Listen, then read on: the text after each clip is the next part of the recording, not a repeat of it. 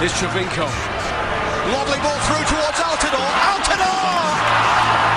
Toronto FC's big acquisitions combine to tie the game. Josie Altidore. The Two Solitudes Soccer Podcast with Duane and Kevin Laramie. The award-winning soccer podcast that covers every single aspect of Canadian soccer. And now, without further ado, here's Duane Rollins.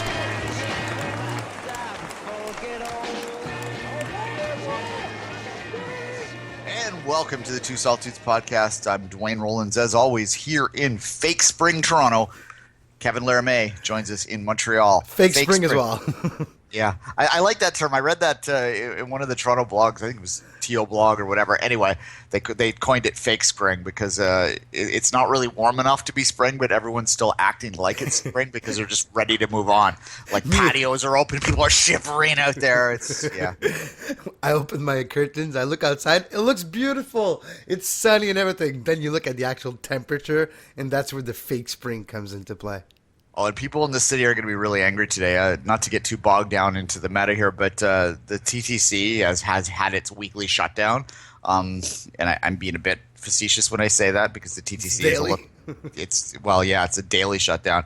At 7:30 in the morning, the college station shut down, so the entire Young Line south of Bloor. If you've been in Toronto, you know how busy that is. Shut down from 7:30 to 9:30 today. So the lineups to get on the shuttle bus in the freezing cold fake spring weather were 2 miles deep, and people were just very angry. So anyway, that's a little too much Toronto talk, but there you go. I wish I was working in a travel agency because I was making a lot of money right now. Yeah, just send me to Bermuda. Just send me to Costa Rica, at least. Yeah, something like that. Costa Rica, speaking of. We're going to talk about Montreal's CCL game in detail. In the middle segment today, we're going to talk to Kevin about the excitement in Montreal, about what needs to happen, about what would happen if they make a final, about all sorts of good things to do with the CCL. Is it history if they make it? I don't know. You could make an argument. History, the first Canadian team to make the final for sure. Be the second MLS team but to make the final in the CCL as opposed to the CCC, which is what it was before. But at any rate, we digress. Before that, we have a really good guest, Will Parchman, who is the senior writer for Top Drawer Soccer, a development site, and the editor of the 91st Minute blog there. He talked to us earlier today about USL-MLS partnerships, about academies, about the state of the 3 Canadian academies, about just in general kind of development philosophies, and then we wrapped it up with a little bit of a question about Michael Bradley because he's a U.S. men's national team observer as well, and Bradley has some relations, of course, to TFC up here. So we talked to him. Apparently. Yeah, a few. All right, we'll wrap it up with a Canadian review at the end. Before that, Kevin, how are things going out your way? Things are looking pretty good. There's a certain buzz, but I think there's more of a cautious optimism going on today before the CCL game. People are exciting, but people still remember 2009 in Santos Laguna. So it seems like they're waiting for the result to truly get excited tonight. Yeah, there's a song that gets sung sometimes in BMO Field about that. Something about 4-1 and something up. 4-1 and you. Oh, I can't say that. It's a family show. Yeah. All right. Tonight, those demons will be exorcised. Okay, fair enough. Let's take a quick break. We'll bring Will back on, have a conversation about development, then we'll break the CCL down after that.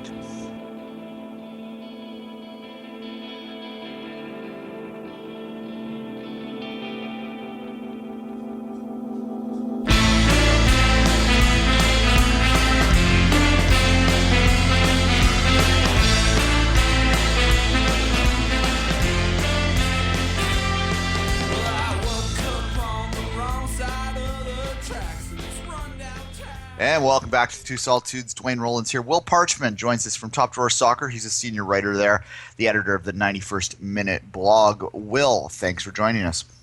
Thanks for having me on, gents. Well, I wanted to have you on because Kevin and I, we launched a show called USL Radio recently. There's a nice little plug there. But we talk a lot about development issues, and you're a good guy to talk about that. Let's start there and talk about the state of the USL MLS partnership a couple years in now. We're seeing a lot of these two teams evolve.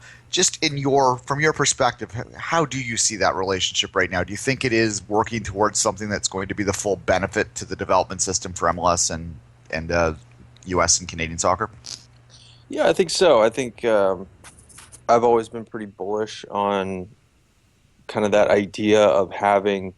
I mean, you can almost view it as an upgraded reserve league. Obviously, the reserve league's kaput now, but the USL has kind of replaced it in a bigger, more substantive way, I think, just because teams now have development arms where they can get these kids playing time. I mean, MLS, for whatever reason, has always been really averse to younger kids and giving these kids playing time, which doesn't make a whole lot of sense because, I mean, in my opinion, the league's whole niche right now should be producing young kids. So almost like a Netherlands. I mean, I know they want to be a big-time player in international soccer, and that's fine. But I think for right now, they need to kind of focus a little bit more on producing next-level stars. And I think USL is a great way to do that just because, look at Seattle, for instance. They have guys like Darwin Jones and Christian Roldan, who they can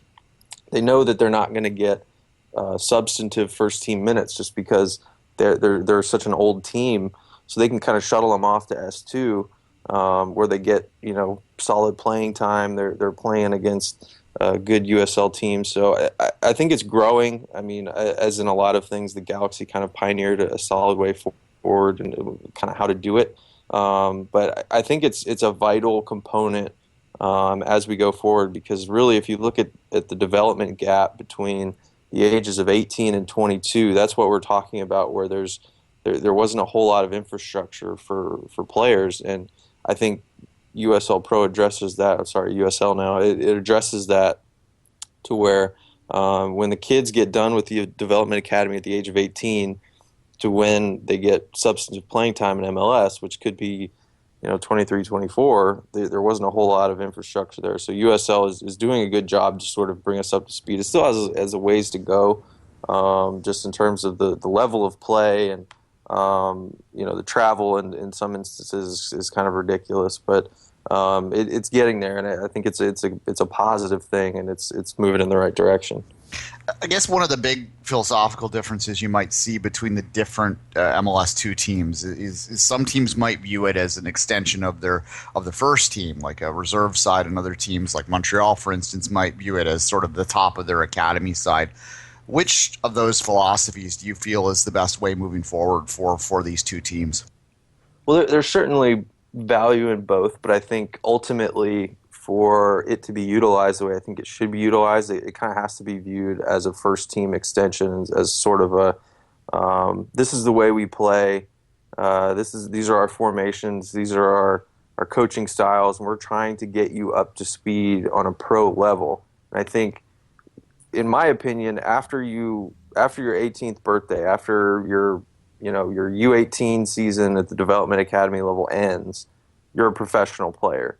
And so you need to be doing everything possible to gear up for professional soccer. That's usually, globally, about the age that you start getting serious senior team call-ups, whether you're looking at a young league like the Netherlands or an older league like the Premier League. It's once you get around that 18, 19 year old level, first team minutes are kind of begin to be on the table. So you mentioned Montreal. They do a good job. I mean, it's a very young academy, but they do a good job shuttling these guys through the U18 ranks. But I'm not sold on how long they wait to get these guys homegrown contracts because first it was the reserve team. Now it's their USL team where they kind of push them off till they're 20, 21, 22 and then sign them these homegrown deals. I think they could probably stand to go a little bit earlier. And I think if you're not inculcating these USL teams with the way that you want to play on the senior team level, you're doing yourself a disservice. You mentioned the age of players and how basically MLS is old compared to other league because we rarely see players like 22, 23 actually thrive in a league. It's sometimes even older. Do you think there's still a league or a step missing in that famous development pyramid between the top tier like the MLS club, then you got the NSL, USL, but in the same club like the MLS, there's then the USL, there's some... It's like missing one tier. Do you think it's going to be needed eventually to have a complete development pyramid? Well, as I mentioned, I think the 18 to 22 age range is probably the most glaring miss in the pyramid. I think we didn't really have, before USL, we didn't really have that sort of linked to MLS in any real way. And I think MLS added, I want to say 6 or 7 USL teams just in the last offseason. So they're kind of getting online with that. I think the next great frontier for some of these teams is going to be the sub U12 level. And I know some people get a little antsy when we start talking about like 7, 8, 9-year-old kids. But you kind of have to look there next. And some teams are, the Red Bulls have a pre-academy. NYCFC has started talking about, sanctioning this league where, you've got U7 to U10, I think is what it is, where basically all of these players are going to be in NYCFC's system early. Now, obviously, when we're talking about 9-year-olds, we're not talking about specific skills. We're talking about just bringing them along with high-level games, getting them meaningful games at a very young age. And that's something MLS doesn't do very well. And honestly, it's something that the U.S. national team pool doesn't do very well either. They only just added a U14 division not too long ago. And U12 is starting to come online. I think they're adding a U13 soon. So I just think that younger age, it needs to be there. I remember talking to Paul Breitbart, who was a longtime German national team player. He now works with Bayern Munich in their front office. And he was saying that in the United States, there just isn't that young infrastructure. And that's the difference, because they allocate all of their best coaches to the youngest players.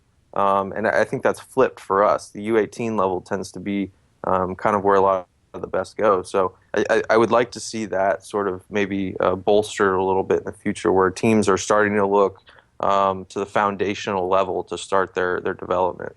If we're looking at the amount of team, like you say, you mentioned 7 USL team just with MLS affiliation appeared this year. Do you think that's what's necessary to bring the level of international play of both Canada and the United States, to have more of those second, third tier league team playing, to get more of those players, professionals players, actually on the field to eventually get more call-ups? I mean, you would certainly hope. I mean, I think at the end of the day, it's going to be down to the first team coaches. I mean, it's you can be a star in USL all you want, but if that's not leading you to first team minutes, then it's not doing its job. And time will tell. I mean, who knows, whether coaches take this seriously and credit USL form and say, well, I'm going to give you a shot because you've looked really good in this league. Some coaches may not. Coaches like Frank Yallop and Kloppus and some of these guys who have been historically averse to giving younger guys playing time, they may not change at all, and they may just use it as a basically a holding ground for players who they're not interested in playing in the first place. But I mean, I hope that's not the case. So I think the proof will be in how many of these guys are actually given substantive minutes, because it's not enough right now. And for that to change, I think some coaches, whether that means just fresh coaching blood or just some of these coaches changing the way that they view development, I think it just needs to be beefed up. I mean, why isn't Tommy Thompson playing more in San Jose? I mean, I don't think he's played 1 minute, and they're starting Sana Niasi outright, and he's a proven quantity, he's a known quantity, I should say, but he's not having a particularly good season. Yeah, he hasn't had one in a long time. Yeah, exactly. I mean, he hasn't had one in a long time, and yet here he is, and Dom Kinnear is kind of rolling the dice with the guy that he knows, and kind of pushing the youth movement to the side. And Tommy Thompson was at the U20 Concacaf tournament and was might have been the best player of the entire tournament, and he's sitting on the bench. So I think a lot of that's just because he's 19, and it's a scary prospect sometimes to start young kids. So that needs to change. We'll see if it does, but I'm hopeful. Well, the homegrown rule and the DP rule came in at the same time. The DP rule, of course, has become centerpiece to most MLS teams' strategies right now. I'm not sure it's the same way with the homegrown rule. Not every team treats it the same way. Just what is your perspective on how universal the acceptance of the importance of homegrown players and developing your own players is across MLS right now? Yeah, I think, I mean, certainly it's gathered steam. You look, I did a study last summer on kind of how particular teams have used the homegrown tag. And, there's a split, in philosophy, as there will be in pretty much any rule like that. But I do think that teams, now that San Jose has signed one, everybody's signed at least one homegrown. FC Dallas has really kind of peppered that rule, and I think they've signed, I want to say 12 or 13 homegrowns. The difference that you're seeing now is teams going quantity over quality or vice versa. You look at teams like the Red Bulls, I mentioned FC Dallas. Those two in particular have signed a ton of homegrowns, and none of them have had particular success. FC Dallas just signed Coy Kraft, Alejandro Zadejas, who's another promising prospect. And the Red Bulls have signed, a myriad. You can go back, 5 or 6 years to see all the guys have signed, but none of them have really hit. And then you've got, clubs that maybe have only signed 2 or 3. Look at the Sounders. They've only signed, I think, 3 in their history, and one of them was DeAndre Yedlin, who's now in the Premier League. So it's a philosophy thing, but I think all clubs at the very least see the value of it. It's just a matter, as we talked about, teams have started talking about this quote unquote vertical integration, where these guys actually get playing time after they commit their homegrown features. So I think you can look at the clubs that aren't using it, and I think those were probably the ones that I would say are some of my least favorite to watch. There's a correlation there. Guys like Dom Kinnear who haven't really valued youth. They play sort of a more direct style. Guys like Yallop and Kloppus, as I mentioned before, that play a little bit more of a direct style, not as willing to maybe roll the dice. And I think that sort of bleeds out into their homegrown buying policies. So, but at the very least, I think clubs are beginning to see that they need to use the tag. Well, I know you cover the U.S. scene a little, pretty much primarily, but I did want to get your perspective on the 3 MLS Canadian academies. Well, what do you think they're doing? Do you like what they're doing up here? I will say that my favorite of the 3, I don't know if this will get me in your bad graces, but I would say my favorite of the 3 is Vancouver's. They do a great job with their residency. I think there's only 6 residency academies in MLS right now. In my opinion, Vancouver's is the best. They do a really good job sort of pulling from the region. I think they get, I want to say they get more from Alberta than anybody else in MLS. I could be wrong on that, but I'm pretty sure that's right. And they seem to have a really good philosophy. Robinson does a good job sort of integrating what they do in the academy level with what they do in the pro level. But I'll tell you, Montreal, they've come out of nowhere. They obviously went to the Final Four of the Development Academy last year at the U18 level. And some of those players off that U18 team are now in the USL ranks. I think the most impressive to me is Fabio Morelli, who is just a fantastic talent. He's a Swiss international, but I want to say last I heard he was seeking dual national status, so he may be close too, because he's been with the Montreal Academy since 2011. So only 1 year from now is going to be eligible to get Canadian FIFA papers. Sure, and from what I hear, he's interested in doing that, and that would be a pretty good get for the Canadian national team because he's a real talent. So I think Montreal will be excited about that. And for me, the Toronto Academy is a bit of a mystery. They don't compete in the development academy, so they're not sort of throwing their weight up against the rest of MLS in that capacity. But certainly I've watched the USL game of theirs, and they do have a lot of time. I watched a little bit of the game they played with the Red Bulls, where the Red Bulls I think had loaned like 11 of their senior team guys to the USL team, which made it a little bit interesting. But yeah, I think for me, one of the most encouraging things about the Canadian system is they're not as tethered to college as the American system is, which sounds weird to say, but they're just not as reliant on, some of these kids don't mind, for instance, going pro at 18, and I feel like it's a little bit easier to do that in Canada, where some of these guys are just, they've been in residency for a little while and they're 17, 18, and they're just chomping at the bit to be pros. Where in America, we sort of have this fight for kids to stay in the system and not go to college. And not that college is bad necessarily, but when you're 18, you need to be in a professional environment every day. I mean, that's kind of the difference. So I think from that aspect, Canada's doing well to kind of bring, you look at kids like Marco Bustos, Keon's Frazee, also in Vancouver. They've been in professional environments for a really long time, and I think that's a good thing for Canada's future. I think one of the things people don't realize is that the Canadian university system allows, with some provisions, but does allow former pros to come back in, which I think kind of helps that decision along. Sure. At any rate, I did want to move one last question. I know you have some opinions on how Mr. Klinsmann is using Bradley in the U.S. national team and how that relates to his play in Toronto. Do you think that Michael Bradley knows what ends up in terms of where he's supposed to be playing in any given week right now? I do. And for the record, I don't think Vanny is using him right either. I think Vanny sees him more as the Bradley of 3 or 4 years ago, where he's an out-and-out 6, where he's a holding midfielder, and that's sort of his best role. And Klinsmann sees him, which is even crazier, he sees him as a 10, which is nonsense.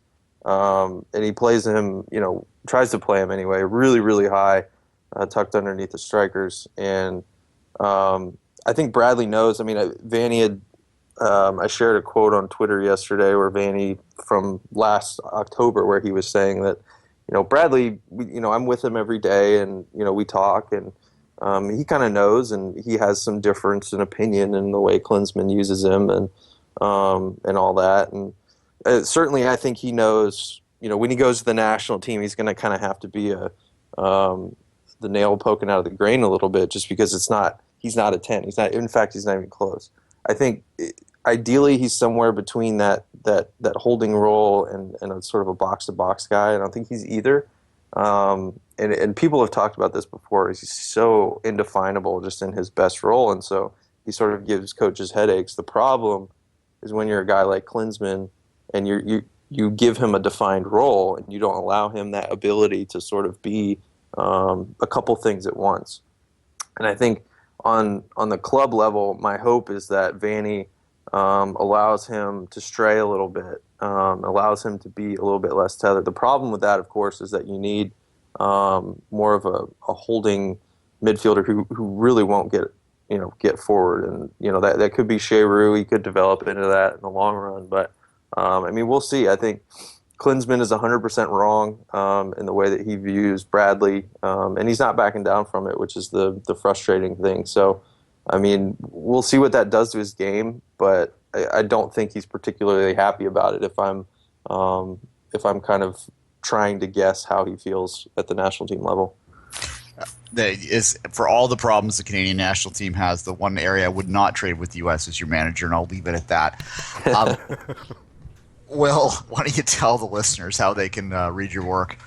Yeah, you can find me at topdoorsoccer.com, and that'll kind of redirect you to the 91st minute, where we do a lot of our more fun stuff, just kind of on MLS and international soccer and all that good stuff, and on Twitter at Will Parchman.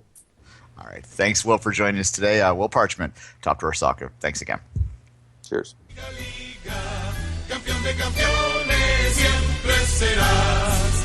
En el estadio Morera Soto disfrutamos la emoción y la fiesta del fútbol. Arriba liguistas, hagamos la ola, que viva la liga con casta de campeón. Arriba liguistas, hagamos la ola, que viva la liga con casta de campeón. And welcome back. Thanks to Will. I thought that was an interesting conversation. It kind of would have fit in USL radio as well, but I thought that we brought enough MLS in there to make it relevant for here. Maybe we'll keep an eye on the development stuff as the year goes on. I think it's an interesting thing to watch. I do think that to touch on something about that it's interesting, and he nailed it, how the 3 Canadian teams aren't tied into the NCAA system in the same way. And I've maintained for a long time that that's a true advantage for the 3 Canadian teams. No, I agree with you. And we talked about that aspect a lot, how maybe being tied to school forces a kid to not really make that choice to go all in with his professional career, where if you really know and that's the only thing you really want to do, why not have the opportunity to do this at age 18 and be able to act and don't just think as a professional, but to actually act like a pro, live like a pro, eat like a pro, train like a pro, and eventually that'll make you a better pro, right?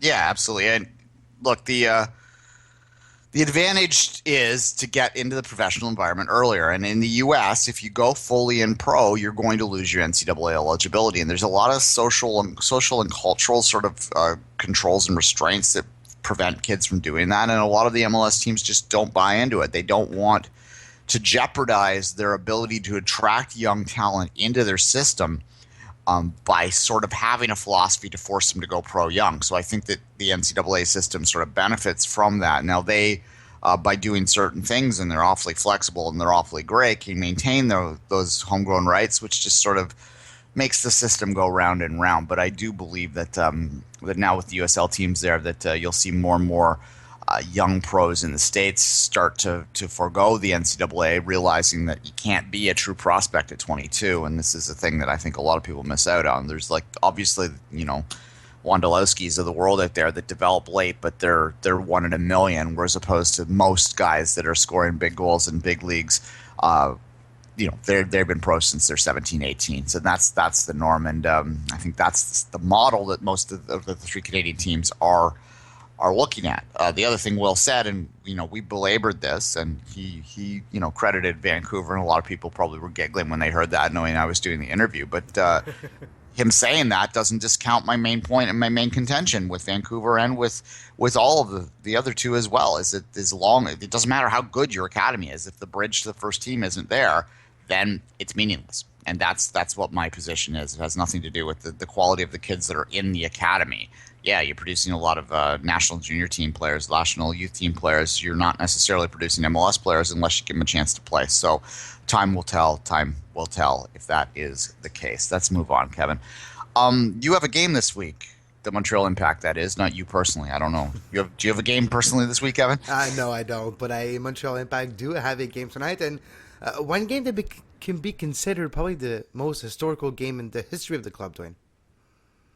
It is history. That's a word that's being used a lot in the marketing of this. Of course, we're talking about the CCL.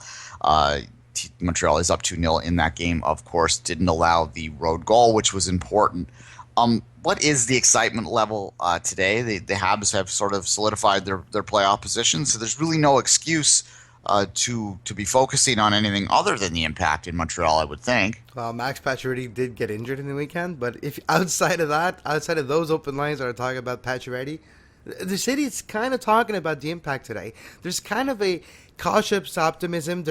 People want to get excited. They might be afraid to get their hopes broken tonight, but right now there's that famous buzz is there. I can feel it.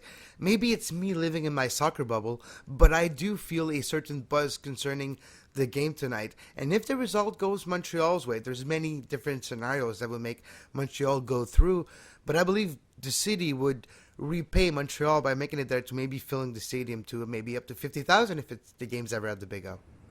Yeah, the Big O hasn't been used this much in 10 years that it has been this month. I know, eh? The last 2 months has been 4 Impact games, practices at the Impact, baseball games on top of it. Yeah, the Big O's been overused. You're gonna party like it's 1979. It's good to hear that there is a little bit of excitement there, and I actually watched the Habs game on the weekend, which was really odd of me. So I saw that injury, and it does look like he maybe maybe had his bell rung, to use the old adage that no one likes to use anymore. But the more dangerous one there was when Carey Price got hit, and that one got escaped. So anyway, that said, I mean, we joke, but Montreal is a city that's kind of has a one-track mind when it comes to this time of year. But we're in that weird kind of, it's almost perfect timing for the Impact in that the Habs are going to finish first or second in the conference, probably second. They're not going to they're not battling for anything right now. They're just trying to stay healthy. So that really does matter. So they have, if the Impact win this game, then there's like 2 weeks of pre-playoffs in the city that the Impact can use and hype their potential appearance in the final of the Concacaf. Now, the hope is you're not playing, Game 7 against the Bruins or something that night, in which case there'd be 12 people at the game, but it'll ask. What is the key to winning down there? Now, we were joking in the opening segment about the 4-1 and the way that the team capitulated to Santos Laguna back in the day, and that's not an Impact issue. That's not something special to the Impact. We watched how Salt Lake had the lead at home and collapsed under the pressure of that game when the Mexican team got moving forward in the final a couple years ago. We saw how TFC collapsed in the second leg against Santos Laguna. We've seen it time and time again that those MLS teams, Kansas City last year got absolutely killed in their quarterfinal stage. Lots of times these MLS teams, when they get down there, they're mentally fragile and they just get railroaded once a team starts moving. And that would be my worry for the Impact heading into this leg. The one thing that encourages me is when I look at Alajuelense itself. When you compare that club to the club of Santos Laguna or Pachuca or even a Monterrey that dominated the CCL a couple years ago, Alajuelense is not a club that's having the greatest of season. They had their first 2 victories of the year in their spring season after they lost their first game to Montreal, and they lost another game since then. Yes, they played their B squad on Saturday, having no starter that started last Saturday and they actually started against the Impact or their victories in the league. That being said, the level of Alajuelense I don't think is at the same as either a Pachuca that Montreal was able to win. Yes, they got lucky, but still they did it. The level of Alajuelense is a little below, and I believe that the circumstances surrounding everything, the fact that Alajuelense got caught 2-0 in Montreal, they were not expecting the level of play Montreal did have because there's a lack of information they do have. They just learned yesterday in the newspaper, and that's how the actual team learned of Cameron Porter's injury, and that happened a month ago, Duane. So that tells me a lot about how maybe they came into this competition with the lack of information about the other club, and that can really come and haunt you, and that happened in Montreal. And I think they can use that to get the result they need. And you know what? A 2-1 loss, and they still make it through. Yeah, that's true. Do you think, though, and we'll start there, do you think that the Impact need to score on this leg to win? Yes, I do. I do, for their own personal confidence, for the defense itself to give them a bigger lead to protect. 2 is not too bad, but if it just gets scored 2, it's all equal again. So you need to score that goal to make him score 4 goals, and then you're in the driver's seat. Yeah, well, the other side of that is that you go down there and allow in the first 20 minutes or something, and suddenly your 2-goal lead is really just... Suddenly the crowd gets in the game. Yeah. It becomes an hostile environment. Crowds it can turn on a game like we're not used to here. They can actually intimidate a team, and if you're not used to those environment and those intimidation tactics by a crowd, it can actually make you freeze on the pitch and make you think for a second too much, or maybe that fraction of a second too much, where you'll just lose that duel. You'll be that one step late on that free ball. So it can have an impact on the game. The one thing that encourages me, though, is the presence of a player like Nacho Piatti, who played and thrived in those conditions before. And don't forget, his club won the Copa Libertadores last year, and they made their way to the FIFA Club World Cup. So who knows? Maybe it's going to be twice in a row for the clubs that has Nacho Piatti in the ranks. He's the key then. All right. It's one player, though. I guess my question would be not necessarily the stars of the Impact or the stars of any MLS team. It would be how the plumbers on those MLS teams handle this environments. Is there anything in the North American soccer pyramid that gets these guys up to where they are that would ever prepare them for something like this?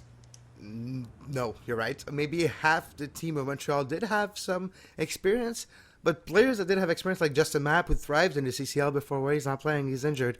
So you're right about that.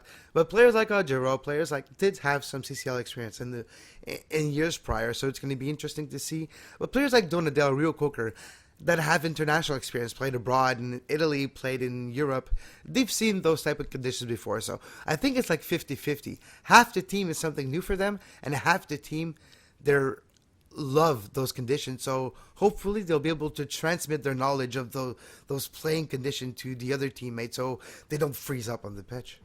What do you think the change in directions a little bit? In terms of the clubs, obviously you want to win this now that you're here. No one doubts that. But in terms of the overall philosophy of the club, do you think that they view this game and the potential of 2 more games as almost more important than the MLS season, or an extension of the MLS season? Or do you think that deep down in the upper levels there that there's an understanding that this is a distraction within the MLS season and something that would be fun but not necessarily should be the be-all, end-all?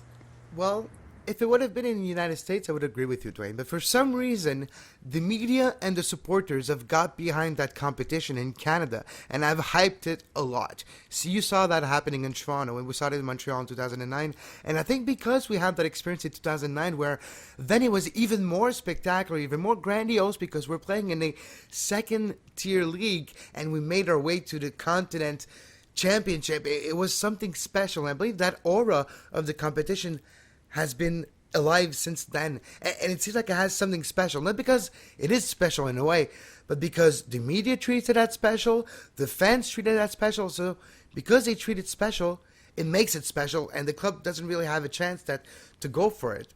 I don't think the club should have at the beginning of their season or beginning of the tournament the goal to win it. It's like the FA Cup. But if you're in the quarterfinals, you make it there, then why not go for it? I don't think. Do you think that it will add excitement to the Voyageurs Cup, to the Amway Canadian Championship this year as well? It starts a month yesterday, by the way.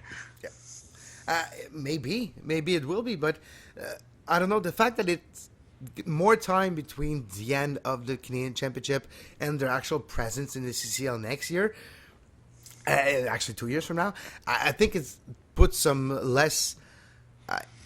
It's not less interesting, but I think it's less meaningful this year, that Voyageurs Cup, a little bit. Yeah, well, yeah, I don't know if everyone in Montreal is aware of that, or even in Toronto are aware that the Whitecaps have already qualified for this year's Champions League. It's like people want to forget about it. Well, we're not used to associating Whitecaps and Champions League anyways. Yeah, well, they haven't won the Canadian Championship yet, but at any rate. Like ever. Yeah. Even when it was just a trophy rewarded to people. Yeah, when it was like this Cascadia Cup, it was the Impact won it every year back then, and yeah. At any rate, I guess the last question I want to ask you, and this is you have your ear to the ground to the supporters themselves. You sort of touched on this, but is there an element, is there an aspect of the hardcore Montreal supporters there that views the CCL as more important than MLS? I have to say yes, even if I don't necessarily agree with them. I have to say yes. A lot of fans travel to Mexico, Duane. They don't even travel to freaking Boston, but they went to Mexico. They do feel that competition. They love it. They make it. It seems special. It brings something new, teams that we don't know. And when you're able to achieve success, you take it when you can. And when you can't achieve it in MLS, and you were able to achieve it more. Look at it this way. Since 2009, the Impact had more results in the Continent Champions League than they had in leagues. They won one league, yes, but basically they had more media, more revenue generated by the Concacaf. So I guess you have to view it as a bigger competition, even though between you and me, over the long haul, the MLS season is way harder to maybe achieve success in it. It also has a greater impact on season ticket sales and so on and so forth. But, the year that TFC, won its fourth straight Canadian championship and made the semifinals of the CCL was also corresponded with one of their worst years in MLS. And I can tell you firsthand that the mood in the stadium in September and October of that year was not even remotely reflective upon any type of excitement generated by the CCL. I guess maybe they're parallel competitions. I guess, Kevin, we'll end what's your prediction? How do you think this is going to end up? I think Montreal will lose the game tonight, but they will get that needed, I was going to say wanted, but a needed away goal that would propel them into the Concacaf Champions League final. I say 2-1 Alajuelense tonight, and why not Piatti with a goal tonight? I think it's going to be 3-1 in regulation, and then it's going to go to kicks. This is my prediction right now. Wow, what happens in the kicks, Wayne? I'll hold on. Let me see if I can find something to accurately predict this. I'm looking for a coin to flip. All right, I'll tell you what. I don't have a coin handy on here, but on the next. Just spin your Diet Pepsi bottle. Okay, that's fine. All right, we're gonna spin my Diet Pepsi bottle. If the front faces me, the Impact win. If it faces away, it's sorry, Kevin. You lost the coin flip at the end. All right. The other thing too is, I guess, is the more important game for the ability for either one of these teams to win the actual championship, the other game in the semifinals. There's a good chance because Herediano's winning 3-0 against Club America. So if Club America can do their own remontada tonight or tomorrow night, I think they're playing. 3 goals. It's not easy to overcome on the road. So it's going to be interesting to see if Club America can overcome the other Costa Rican team that made it to the semifinal. All right. We'll see. Kevin, you're going to have an Off the Woodworks show after this. Tell the listeners that are in the Montreal area that listen to this afternoon where they can find you tonight, where the party is going to be tonight in the city of Montreal. Actually, why don't you help me, listeners, decide? I can't decide between Le Trèfle or the Frappé. So with the Ultras or with the 127 tonight? I don't know. One or the other. But you can listen to Off the Woodworks everywhere, CSN as well, iTunes, Stitcher. There's a preview of the game that I recorded Sunday night. And later tonight, we'll record the postgame. All right, let's take a quick break. We'll come back and we'll talk about the Whitecaps and how they are apparently the greatest football club in the world right now, and TFC and how they're not the greatest football club in the world right now. You're listening to the Two Solitudes Soccer Podcast with Duane and Kevin Laramie. You like the show? You would like to become a patron of the show? Well, you can do that by going to patreon.com/2solitudes5rings. Become a patron of the show and help support the coverage of Canadian soccer. The Canadian Review on the Two Solitudes Soccer Podcast.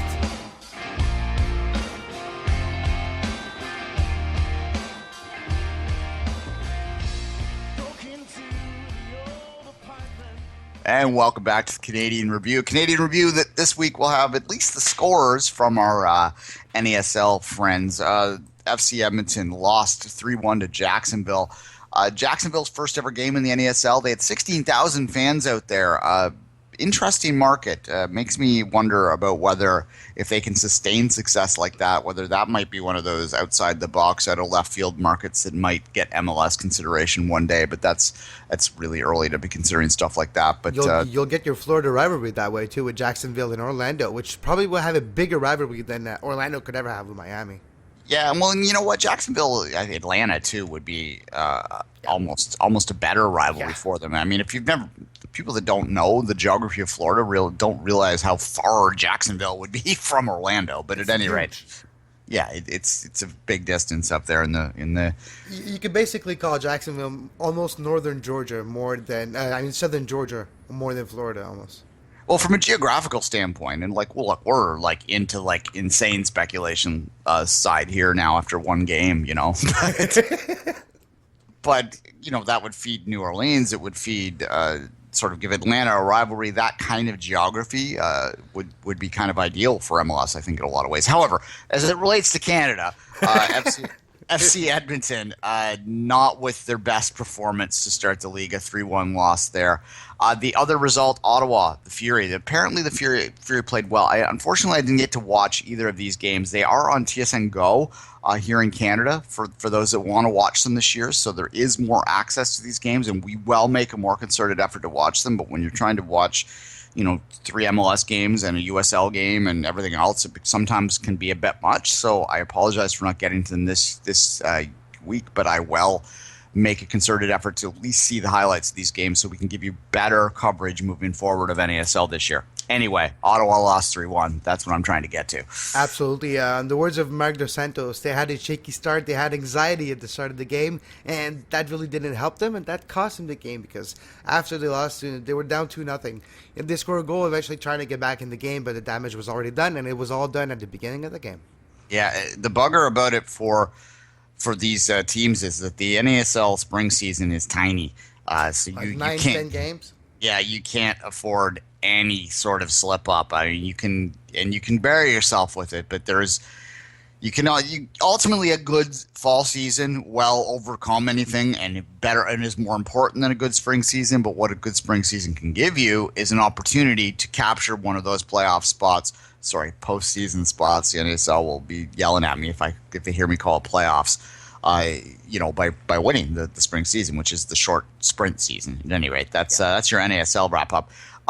Look, the Vancouver Whitecaps with a very, very effective, very, very impressive 2-0 win over the LA Galaxy. It's deserved, and they are having a very good, after the loss to TFC, which has to frustrate them greatly. They've run off 4 straight wins. Not the best competition. No, first time in their history, Duane, that the Whitecaps win 4 straight MLS game. And on top of it, almost not the last one, but 3 of them in dramatic fashion.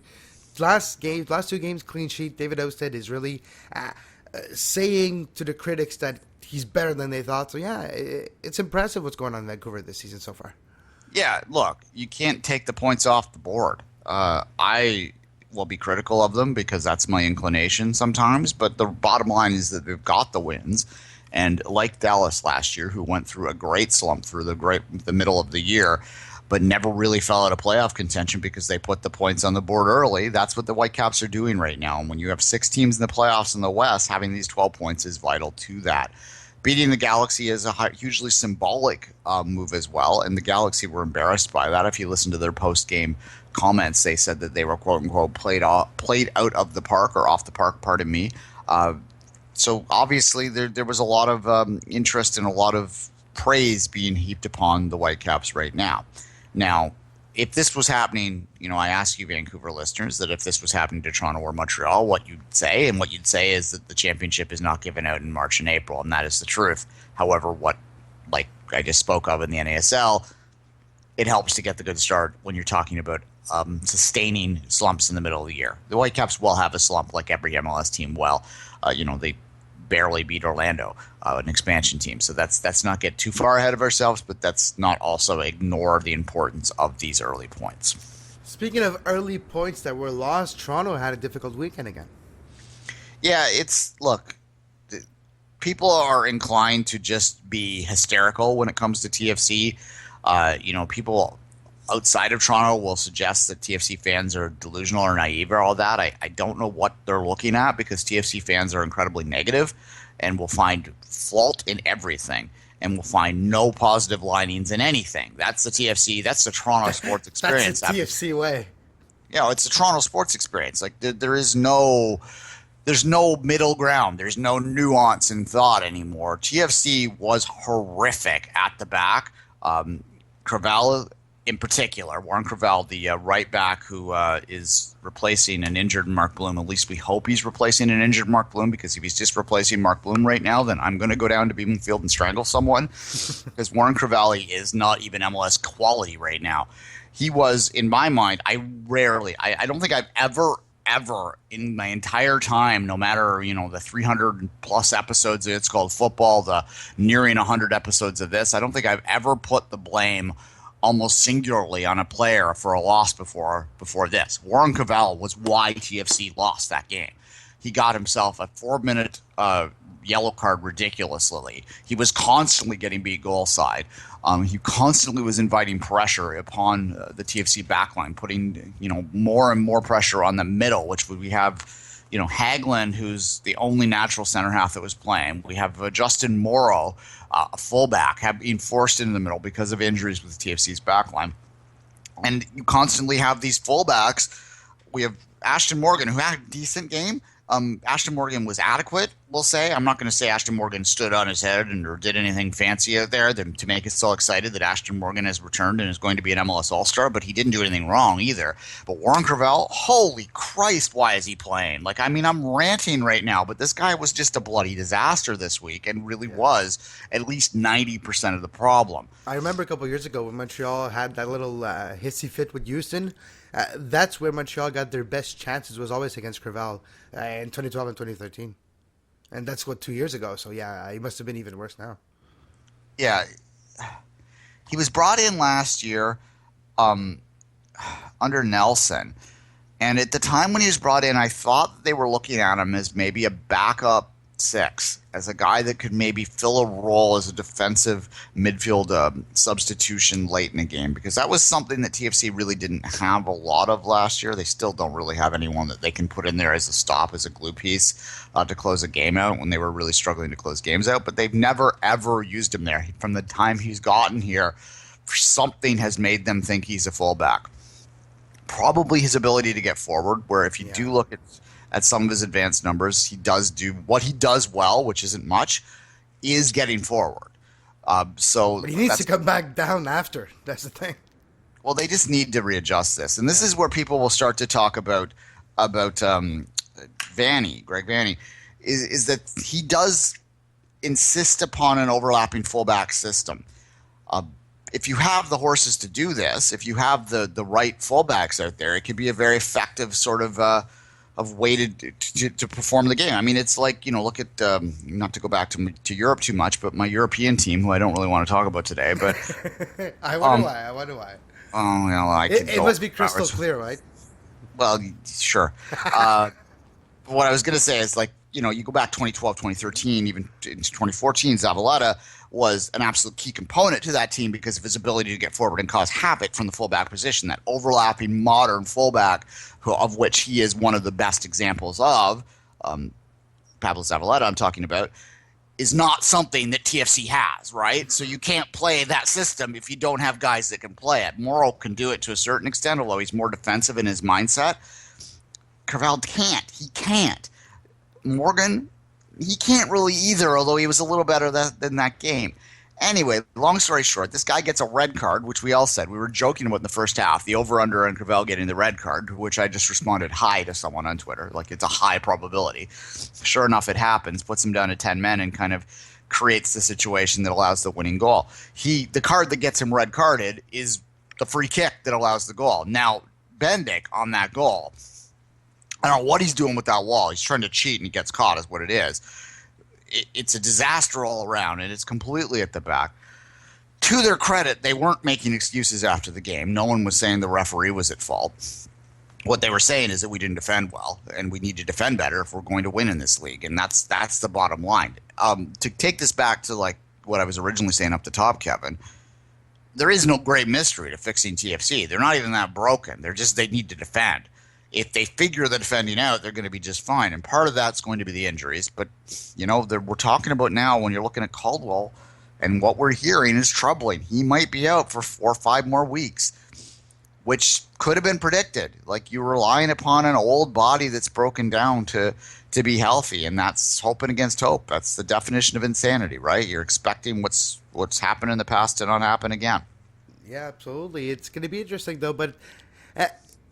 you did see it coming a little bit. I think we did talk about on this show that how we thought TFC's defense was maybe not their weakness. Yeah, let's say that way. Yeah, their weakness. And it seems like the last couple of games, a couple of points slipped away because of that said defense. Oh, absolutely. I mean, the rest of it, TFC is 2/3 good and 1/3 poor. It's just that the 1/3 has more impact on the game than you think.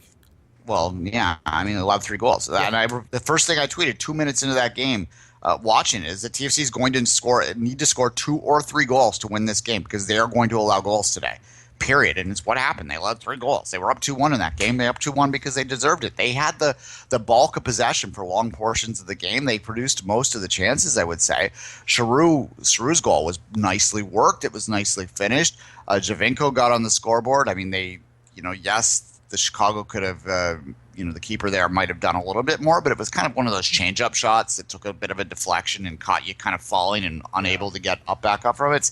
It happens. Anyone that's played goal at any level anywhere has had those kind of goals going on them, and they're even harder to defend than you think. Yeah, they catches you off balance on your left foot. You have to switch your weight to your right. Yeah, you just can't do it in time. Yeah, it's story of my life as a keeper. Yeah, it was a change-up goal, to use a baseball terminology. So, I think Javinko got back up in the play, and there was a lot of positives to the TFC game that are completely lost in the fact that they had one player have like one of the worst MLS performances I've ever seen, and collectively the back of the line didn't do enough to overcome. What other things can we talk about this? Morgan, again, it's nice that Morgan's got a few starts. He's at 98 career appearances now. He's one appearance away from becoming TFC's all-time appearance leader, which is kind of the most TFC thing ever, that Ashton Morgan is one appearance away from becoming their all-time appearance leader, that it basically a guy that is more or less, he started for a year, but he's more or less a career backup that's been around forever, is going to become their all-time appearance leader. That's hilarious. No one has got 100 appearances in TFC history, and Ashton, if he keeps playing, if the injuries hold out, might get that chance. And at least that's something. We all like Ashton. Ashton's a good kid. Oh, Kevin. 1-3 on the road. It's the road trip. I would have wanted another point by now. I think that if you told me before the start of the year and said if they had 4 points after 4 road games, would you be okay with that? And I probably reluctantly would have said yes. Now they're at 3. I'm not going to panic because they do have some points, but I do think that they do need to find another win on this road trip before it's over. And, How at this long point, left of the BMO or not rebuild, but renovations? it's the first weekend in May. Okay. So the road trip is 7 games. So there's 3 more games left in the road trip. They gave them 2 bye weeks to try and reduce some of the pain of it. It was a 9-week road trip total with 2 bye weeks factored in. So it is what it is. It's going to give them a long homestand. What it's doing, they're not defying odds and getting themselves ahead of the game in this road trip, but what it's ultimately doing is putting more pressure on those home games in May, and I think that that's what it is. We talk about not being, you can't let a gap develop. Mm-hmm. I don't think the rest of the league the rest of the East is going to allow a gap to develop. So I don't think they're going to get in trouble there. I do think they'll find more points, maybe 3, maybe 4 more points on this. Even if they don't, 3 points is pretty bad out of that amount of time, and they are going to be a bit near the bottom, and they are going to need to make hay pretty quick. But if they get one more win on this road trip, finish with 6, no one is going to be excited with that, but they won't be gapped. And as long as they don't crap the bed at home too, then things will be fine. What makes TFC fans reluctant to be at all optimistic, or what makes them lean towards pessimism, is the fact that TFC has been crap at home for the last few years. They've been worse at home than on the road.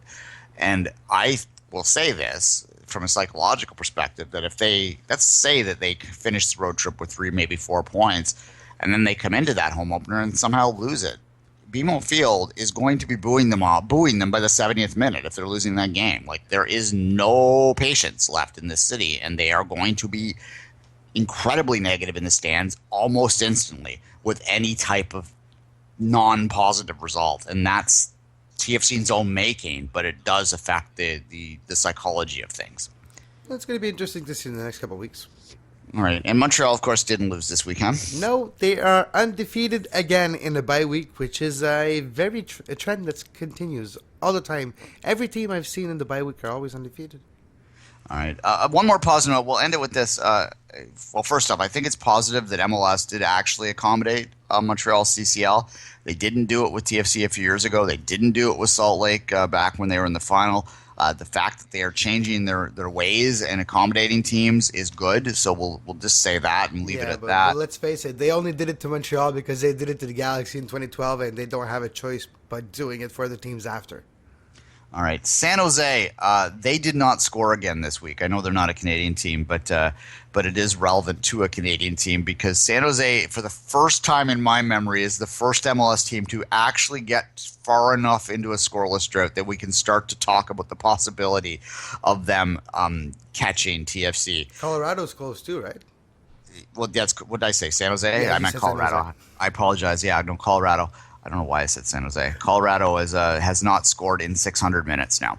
So TFC, for those that don't know, they went 823 minutes. So 824 minutes is the record.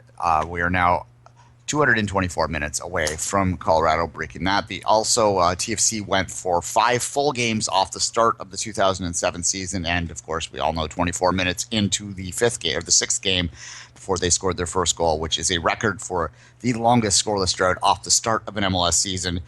Colorado is a game and a bit away from touching that record now. So continue, Colorado. You're close to the record. Continue that way, and you'll put your name in the history books.